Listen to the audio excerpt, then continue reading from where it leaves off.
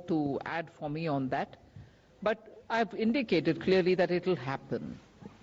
Now, assessment for the rest of the year about the number being big or small as per your view, I'll have Tuhin get into the details, but we have shown the intent of the government in that Air India got cleared, NINL has found its buyer. There's a little bit more work to be done there, but you are saying that we are progressing in many of these. So I think we've been very realistic in telling what we'll do and achieving what we've told. Tuhin, you want to add anything more onto this? Yes. Ma'am, I'll just want to add that disinvestment actually is in accounting terms, when actual receipts to the government. Now, when we, for example, do NINL, nothing comes to the government in accounting terms. But that doesn't mean that we are actually progressing towards privatization in a faster way. So emphasis is on completion of transactions and implementation. And if we keep too high a target, sometimes it also distorts the market. Because nothing stops us from achieving when we want to achieve in disinvestment as per the plan which we are there. So ma'am has also mentioned that the ongoing transactions will be carried on and they will be completed. And this transactions, as and when they mature, they come to that. And secondly, on the revised estimates being 78, we should not also conjecture what will be the size of LIC IPO based on that, because valuation is yet to reach the final conclusion based on which we will do that. And there have been instances of actual receipts being different from even the RE figures, so you should not read too much into it. Okay, 122. Hi ma'am, Meghna Mittal from Newsrise. The budget has remained completely silent on India's listing on the foreign indices. There was an expectation that a tax amendment might happen to enable that. Has that been put on hold, or what is the plan on that?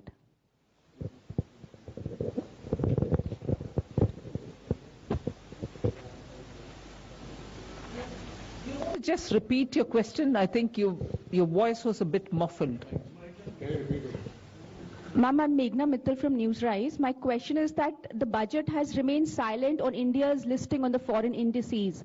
The expectation was of a tax amendment to enable that. So has that plan been put on hold, or what is the update on that? You're referring to the bond indices, yes, right? Yes. The issue is that the NR to NR transactions are anyway tax-free. So there's no capital gains. The issue was between NR and resident. So the BEPS discussions are on for us. And in those discussions, we are actually saying that the capital gains tax right should come to the country where the transactions emanate from. So that has been our stand. And those discussions are still on, and we are the one who's propounding that thing, and that's how it is moving, those discussions. So this was not the right time for us to take a decision in a manner where we give up on our own domestic thing while we keep fighting in the BEPS discussions. So that was the basic reason that we didn't want to do it this year. Number 90.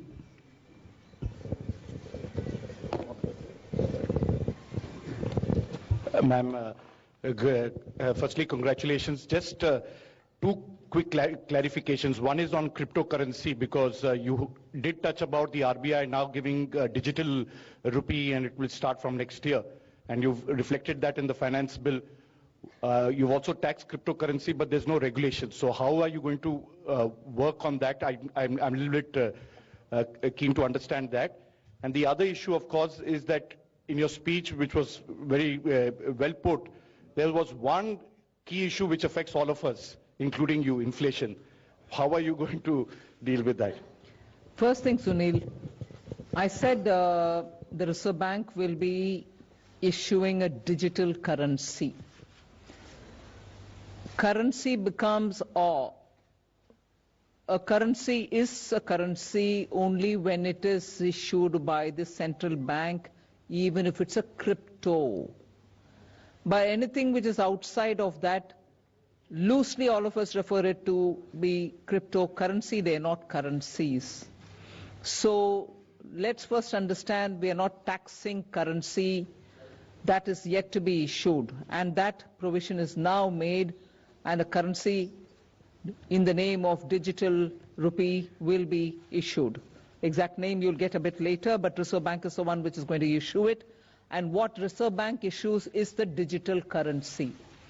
Everything that prevails outside of it in the name of digital whatever are assets being created by individuals, and in transacting that asset, if there are profits being made, we are taxing that profit at 30%.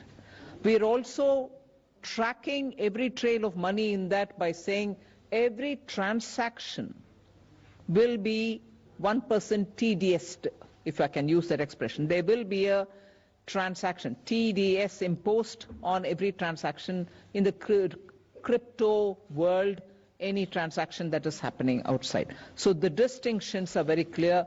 Currency is only with the Reserve Bank. That will get issued sometime this year.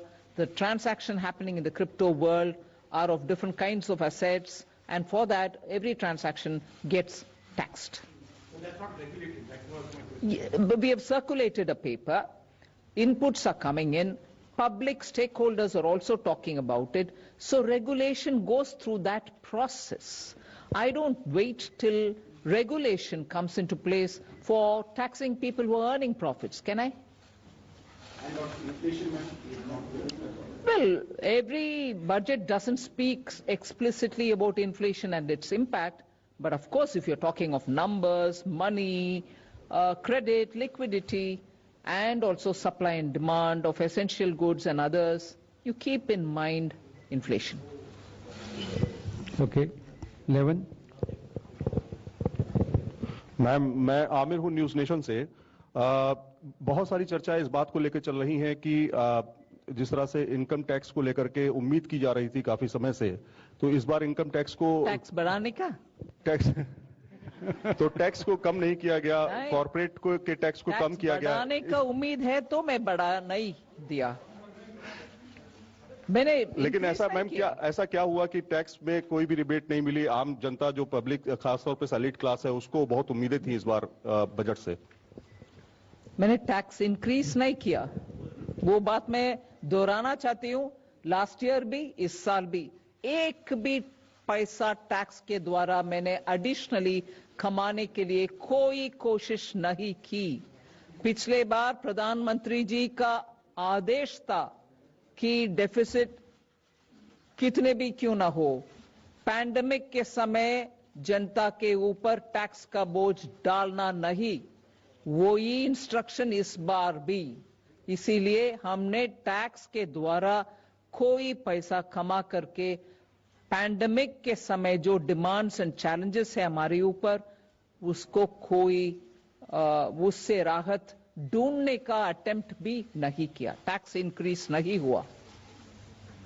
1 to 4. Good evening, ma'am. Hello. Good evening, ma'am. Shishir. Shishir. Yes, Shishir. Ma'am, there is one particular announcement which you made about the blended and non-blended petrol and diesel, that additional or the differential 2 rupees thing. Does this mean that all the petrol and diesel sold by petrol pump, except those who are not blended, from October 1, 2022 will be costlier? We certainly want to encourage blended fuel. That's a simple message in that. Anything else you want to add, Tarun? We have discussed with the Ministry of Petroleum. We have also collected data on what is not being blended, and this is something to push the petroleum companies to ensure that they do the blending. So our desire is not to collect this tax because it will be very minimal, but the desire is that the blending happens, and to that extent it benefits the country. 106. मंत्री जी, हमारा आपसे मैं SM Asif, इन दिनों से मेरा सवाल है कि आपने अपने बजट भाषण में कहा है कि 80 लाख लोगों को मकान दिया जाएगा और रोजगार बढ़ाया जाएगा। ये किस तरीके से? ये किस तरीके से? आप इंफ्रास्ट्रक्चर में जब इस साल 5 लाख करोड़ का खर्च हम उठा रहे हैं, वो 34% या उससे थोड़ा कम पिछले साल से कंपेयर करते हुए। और इस साल, आने वाले साल के लिए जो बजट आज पेश किए, उसमें 5.5 लाख करोड़ 7.5 लाख करोड़ तक पब्लिक इन्वेस्टमेंट, मतलब कैपिटल एक्सपेंडिचर हम बढ़ावा दे रहे हैं उतना अमाउंट तक। उससे तुरंत जॉब्स के ऊपर पॉजिटिव असर पड़ेगा, क्योंकि जब खर्च उठा रहे हैं हम एसेट क्रिएशन के लिए, रोड्स बनाने के लिए, एयरपोर्ट्स के लिए, सी पोर्ट्स के लिए, इनलैंड वाटरवेज के लिए, ये सब काम करने के लिए जो रोजगार पैदा होता है, आवश्यक है, उससे जॉब्स इंक्रीज ही होगा। उसके अलावा हमने प्रोडक्शन लिंक्ड इंसेंटिव्स 14 सेक्टर्स में दे रहे हैं। मतलब मैन्युफैक्चर करने के लिए हर एक नया यूनिट जो वो उत्पादन करेंगे उसके लिए इंसेंटिव देने के कारण, और उसके पीछे एक बहुत बड़ा इंटरेस्ट है कि ये मैन्युफैक्चर बढ़ाने के समय जॉब्स भी बढ़ाते हैं। सो पीएलआई के पीछे ये भी हमारा मकसद है कि जॉब्स इंक्रीज होगा, इसीलिए पीएलआई देना है। वो सेकेंड बात है। तीसरी, अभी 60,000 crores have been added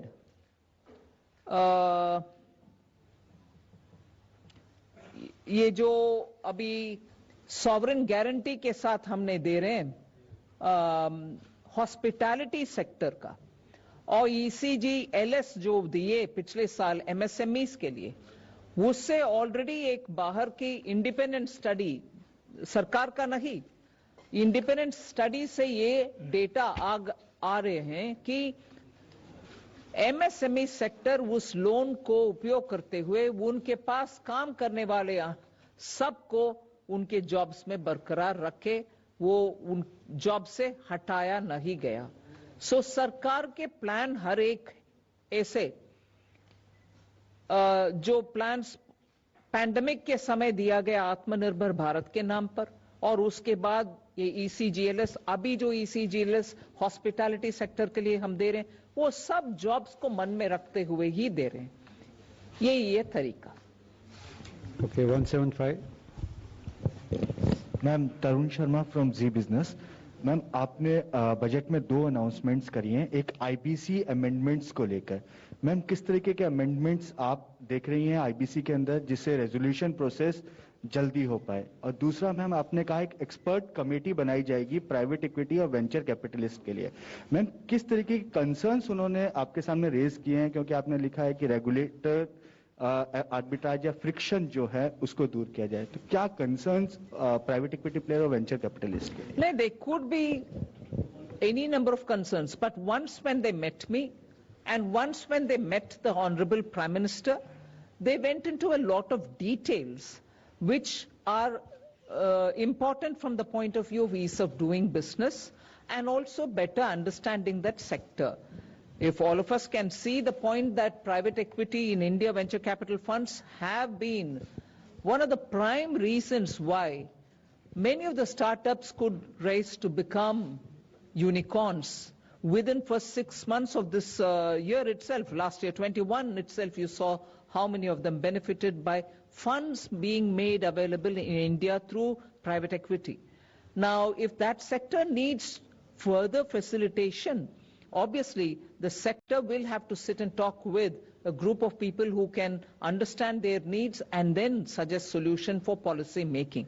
That is why I have referred to the consultation which we've had with them and then said that we will appoint a committee which will go through it and come back to the government with suggestions. 255. Ma'am, Gyaneshwar Dayal from Jan Express. I have a question, actually 2 questions. When can we expect the farmers' income to double? Number 1. And when can we expect the pharmaceutical? Farmers' income to double. It was supposed to double in 2022. And how far is the goal of 5 trillion economy? And in what way your budget would take us there? Thank you. Who wants to? I mean, will Ananta Nageshwaran want to answer it?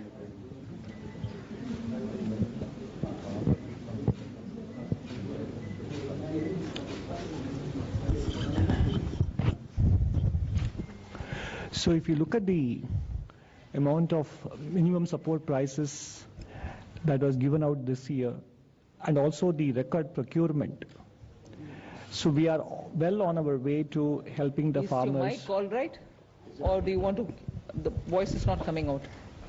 So if you look at the amount of minimum support prices that have been handed out to farmers in terms of the food grains procured from them, as well as the quantity of food grains procured from farmers, it does suggest very strongly that we are well on the way to helping farmers substantially improve their income. Those statistics are given in Madam's speech document as well.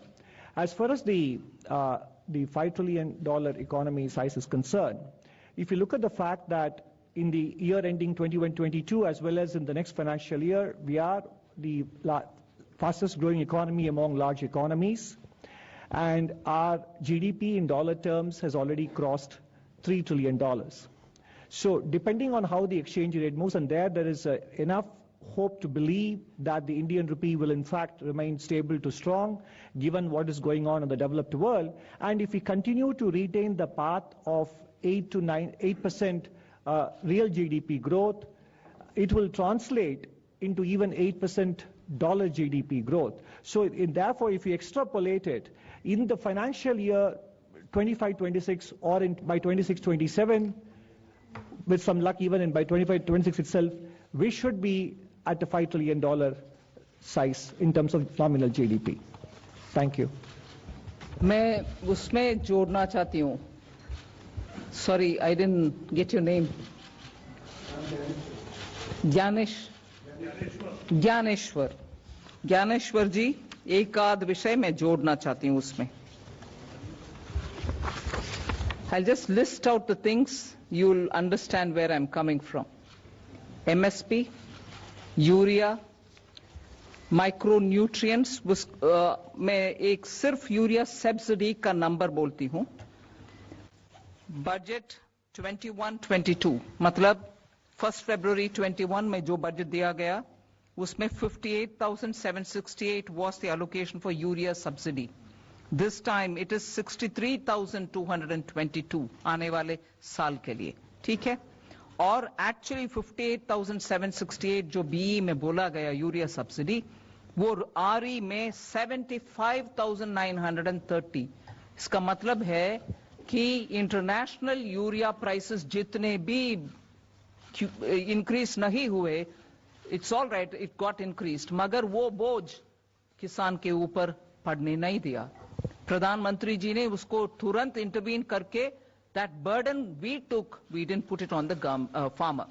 So MSP, urea, nutrient in terms of micronutrients which we are giving for farmers, 6,000 rupees Pradhan Mantri Kisan Samman Nidhi, additional income कमाने के लिए किसान के लिए शहद का cultivation, Honey, B keeping का प्रावधान, उसको समर्थन और उसका एक्सपोर्ट बढ़ाने के लिए all kinds of market linkages through e commerce. फिर सोलार पंप्स, उनके वाटर पंपिंग के लिए किसान के लिए सोलार पैनल वगैरह दिया गया है जिससे उनका ऊर्जा का एक्सपेंस कम होगा. फिर मैंने शायद जुलाई 19 के बजट में या 20 के बजट में ये बात बोली, अन्नदाता क्यों ऊर्जा दाता नहीं बन पाएंगे? जरूर बन पाएंगे. We made sure that every kisan will produce bijli using solar panels in his field, and he can also uplink that and earn money from the government for supplying urja. Finally, in this budget, I've also made an announcement for food processing, which is at the farm gate, so that investments can happen there. Post-harvest grains को तुरंत processing में वो किसान देने के कारण उनका income better rates मिलता है उनको. So there are several steps that we are taking for improving farmers' income. I want you to please take cognizance of it. हाँ, please. इसके अलावा एग्रीकल्चर क्रेडिट वो भी इम्पोर्टेंट है. वो भी इम्पोर्टेंट है. इस साल टारगेट 16.5 लाख करोड़ का था, जो अभी तक 75% हो गया है.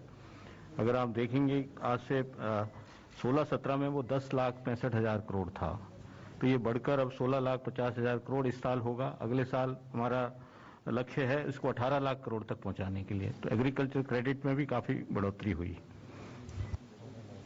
Okay, 125. Ma'am, Timsi Jaipuria this side from CNBC TV 18. Your tax revenue collection targets are conservative, but your borrowing numbers are all-time high. How do you explain that? And secondly, when it comes to public sector expenditure, the capex expenditure for RE 2022, they have been revised downwards. How do you explain growth along with these downward revisions? First, on the, you're saying that the capital expenditure targets for the RE have been moved downwards. From how much to how much, according to you? There's a correction there that you've made in the public sector expenditure, but No, not in the capital expenditure budget estimate was 5,54,000 crores. The revised estimate, after removing the actual revised estimate is 6,03,000 crores. But even if you exclude 52,000 crores, which is an Air India sundry dues repayment, it is 551. So the RE is 551 against a budget estimate of 554. That is statistically insignificant. So basically the capital expenditure targets are expected to be achieved.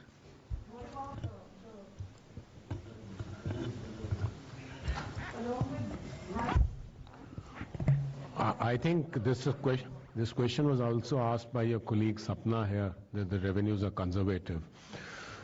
So if we look at revenues and compare it with the GDP figures, I would also like you to concentrate on the fact that the excise duty is not linked to that. Excise duty is a specific duty, so that doesn't go up as the prices would go up. One, and secondly, if you recall, we have reduced the excise duty on diesel and petrol by 10 rupees and 5 rupees per litre. So if we take away the excise duty numbers both from the RE of the current year and the B of the next year, then the growth in the revenues is more than 14%, which I think is not conservative, but is a very pragmatic number, and we would make all attempts to achieve that. Number 70.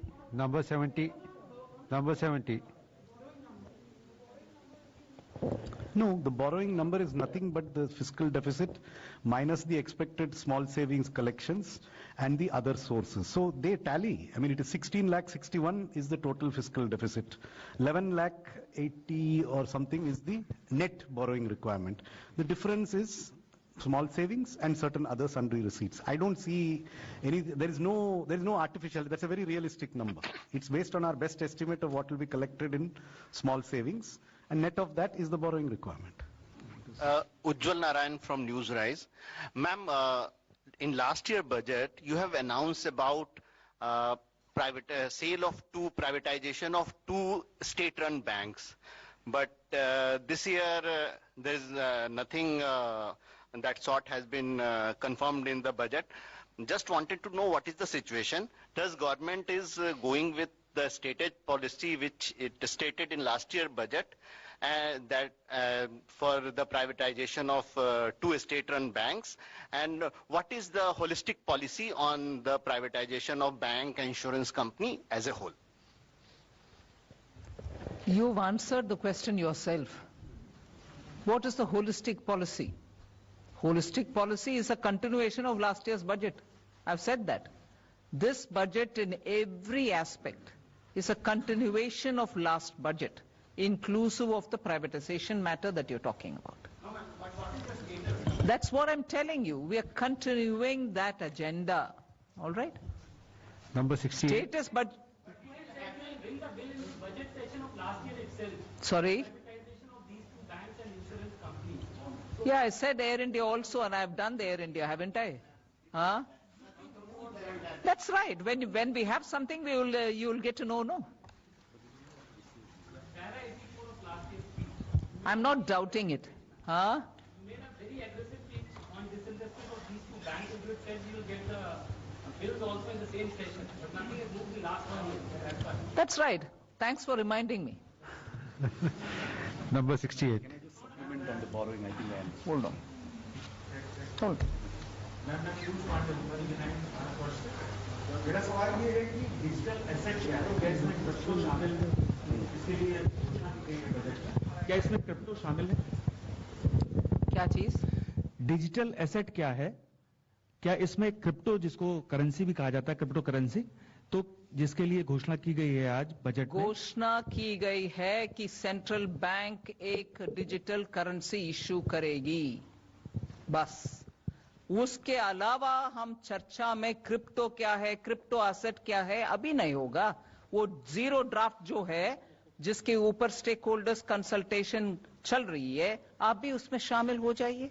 नहीं ma'am, मैं ये जानना चाहता हूं कि digital asset क्या है basically. ठीक है, वही है वो प्रश्न, और डिजिटल एसेट्स का डिस्क्रिप्शन, ये सब उस स्टेक होल्डर कंसल्टेशन के बाद है, उस समय बात करेंगे उसके ऊपर। ठीक है, 1 to 1.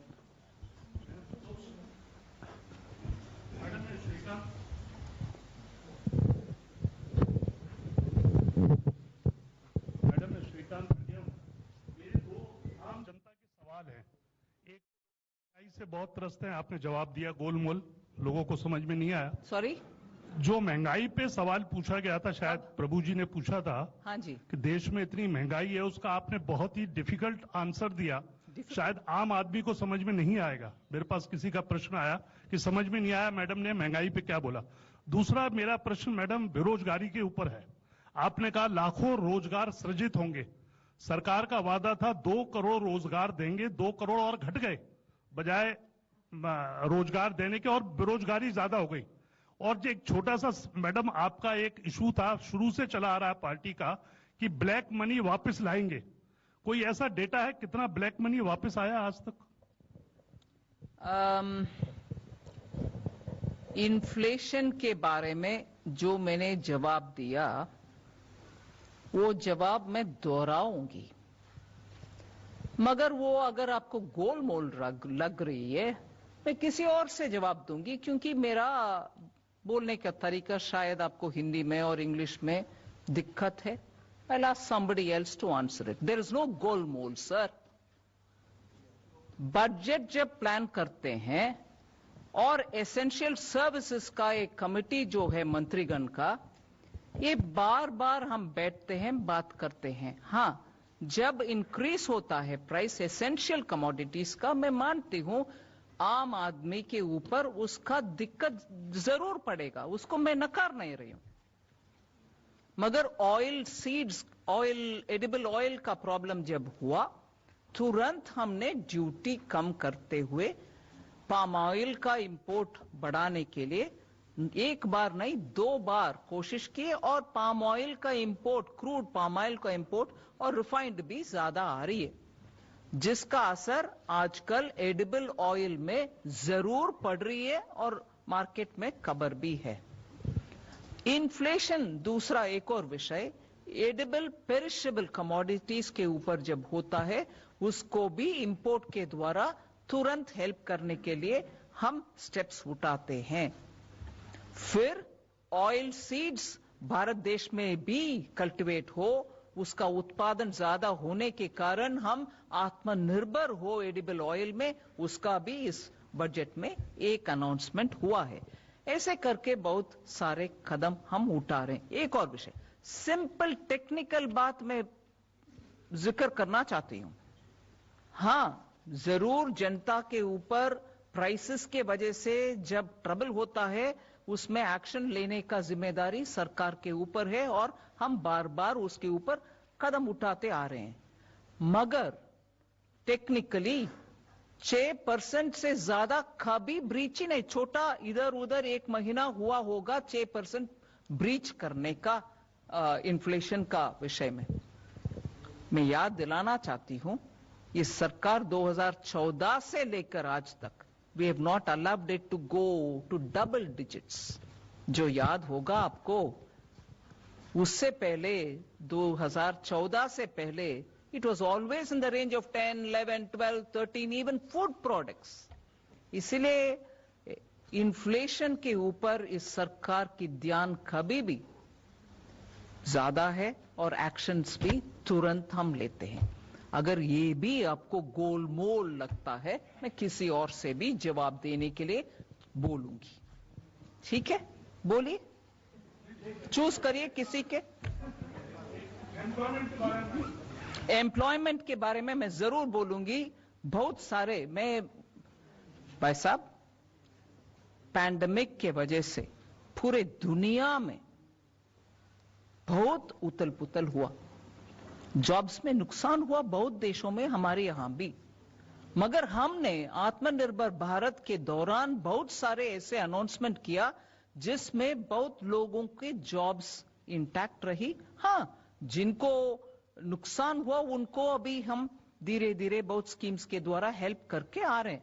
ये नहीं नकार, I mean, I am not denying that there has been impact on jobs, मगर एकदम कुछ नहीं किया वो सही भी नहीं है। कल का इकोनॉमिक सर्वे में अनंत नागेश्वरन जी और हमारे principal economic adviser, I think is here, Sanjeev Sanyal, इतना विस्तृत रूप में जॉब्स के लिए क्या क्या पिछले साल में हुआ वो डिटेल दिए हैं। मैं संजीव से बोलूंगी आपको जरा इंफॉर्मेशन शेयर करने के लिए। हाँ, so it will help you to know. Thank you. Number 260. Somanathan wants to. Okay. Yes, just specifically on job. He's saying, oh yeah, I'll answer that also. Yeah, but specifically on jobs and specifically what is in the budget. So one is there is an additional 2 lakh crores of lending to MSMEs which is outside the ECLGS. So ECLGS is for those affected. It's an automatic program for existing borrowers. This is for new lending to MSMEs unconnected with ECLGS. 2 lakh crore of additional provision has been made in this budget. ECLGS has, as already mentioned, been expanded for the hospitality and related sectors. The outlay on Pradhan Mantri Gram Sadak Yojana is up by 27%. And in addition to that, a provision is being made that in the capital expenditure support to state governments, if state governments have certain priority projects in PM Gram Sadak Yojana have been identified, we will even take the 40% state share on those components so that the states have no burden in carrying out these works. These are extremely labor intensive projects, and in addition, of course, there is a huge increase in capital expenditure. It has a very high employment effect. We have a new scheme for the Northeast, which is abbreviated as PM Divine, which is the PM's development initiative for the Northeast.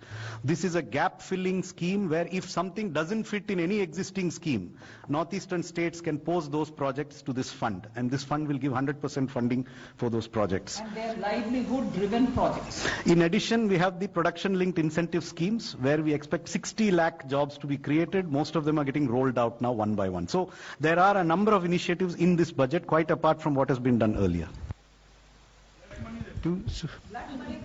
हम बार बार देते आ रहे हैं। Actually sharing of information विदेश से, Switzerland से 2018 के बाद में से शेयरिंग हो रही है। विदेश में जो अकाउंट्स है उनमें कितना पैसा पड़ा हुआ है उनको वापस ले आने के लिए। सो वो शेयरिंग के मुताबिक जो इंफॉर्मेशन आते हैं उसके ऊपर we are working every account by account for black money to be brought. And another thing, today the NPS in the banks are coming down. Banks are getting the money back of those who have fled the country. Having taken the money of the banks and having gone out, वो पैसा जब वापस आ रही है वो भी in a way partly black money ही होता है जी, जिसका टैक्स नहीं भरा, बैंक को पैसा चीट करके चले गए. मैं ये नहीं कह रहा हूँ पूरे के पूरे वो ब्लैक है, उसमें भी ब्लैक मनी है. 260.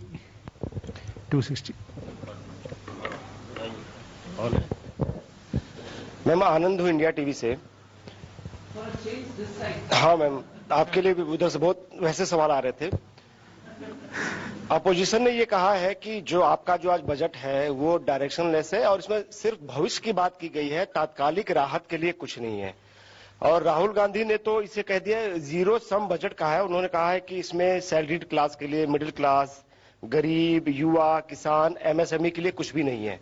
तो सवाल ये है कि क्या विपक्ष को और खासतौर से राहुल गांधी को आपका ये बजट समझ में नहीं आया या फिर उन्होंने राजनीति के चलते ऐसा कह रहे हैं वो लोग?